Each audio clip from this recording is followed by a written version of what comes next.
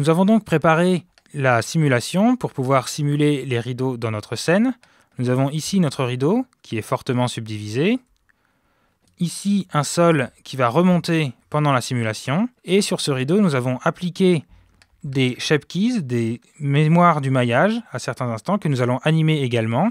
Nous allons nous mettre à la frame numéro 1 ici avec la flèche du clavier. Nous nous assurons d'être bien ici à 1 et nous allons insérer une clé d'animation sur la shape key, ici en faisant un clic droit, Insert Keyframe. Nous faisons de même au bout de 10 frames.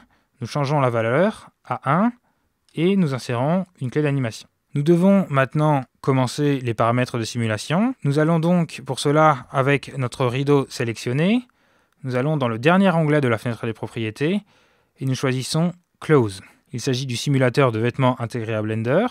Nous avons quelques presets qui nous intéressent. Nous choisissons Denim ici, comme jean. Ce sera la façon dont notre matériau se comportera. Ici, il se comportera comme un matériau de type jean, qui est assez rigide et qui donnera de très bons résultats.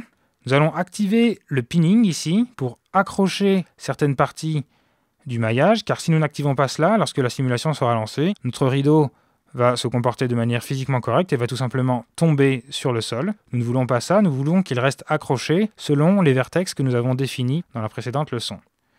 En cliquant ici, nous retrouvons le groupe de vertex que nous avons défini, Pinned. Enfin, dans cet onglet, nous avons Close Collision.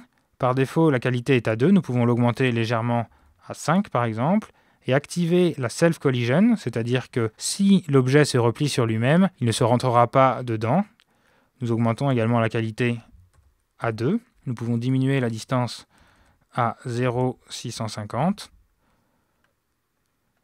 Dernière étape, avant de lancer la simulation, nous sélectionnons ce plan et nous allons lui dire d'activer collision dans la fenêtre des propriétés.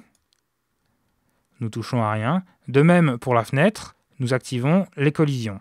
Si nous ne faisons pas ça, par défaut, notre objet passera au travers de la fenêtre et du plan. Ici, nous voulons qu'il réagisse comme des obstacles. C'est pour cela que nous avons activé les options collision. Nous nous replaçons à la frame numéro 1 avec les flèches du clavier. Et en sélectionnant notre rideau, nous allons lancer la simulation dans l'onglet Close Cache. La simulation va se dérouler sur 150 frames. Et nous pouvons cliquer sur Bake pour lancer la simulation. Nous voyons alors que Blender se met à calculer toutes les interactions physiques. Pour l'instant, nous ne voyons pas le résultat en temps réel. Le petit curseur que nous voyons ici qui augmente est tout simplement le pourcentage d'avancement de la simulation. Nous pouvons voir ici qu'il avance assez rapidement. Nous sommes déjà à 60% de la simulation. Et lorsque nous serons à 100%, nous pourrons voir le résultat de notre simulation. La simulation est donc terminée. Pour voir le résultat, il nous suffit de faire Alt A pour lancer l'animation et nous voyons ici le résultat.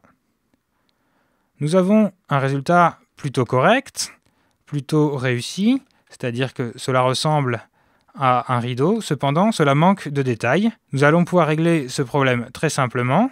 Je clique sur Échappe pour arrêter l'animation. Il nous suffit de rentrer en mode édition, de sélectionner tous les points et de faire Subdivide. Nous ne changeons rien d'autre.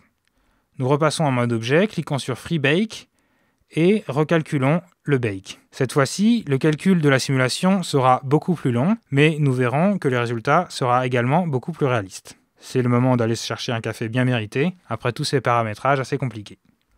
Lorsque le calcul est terminé, nous relançons notre animation pour voir le résultat. Et cette fois-ci, nous avons un résultat bien plus réaliste, avec un joli rideau qui est tombé. La simulation a très bien réussi. Il ne va plus qu'à nous rester à choisir quel instant de la simulation nous plaît le mieux pour garder notre rideau. Et nous aurons terminé avec la simulation des rideaux. Ici, entre la frame 40 et 60, on obtient de très jolis résultats. On peut rester sur ces images-là et sauvegarder dans File, Save As. Nous écrasons l'étape 17. Et nous allons passer à la dernière étape dans la création des rideaux, qui est le positionnement le long du rail et l'ajustement, la correction de quelques petits détails de la simulation.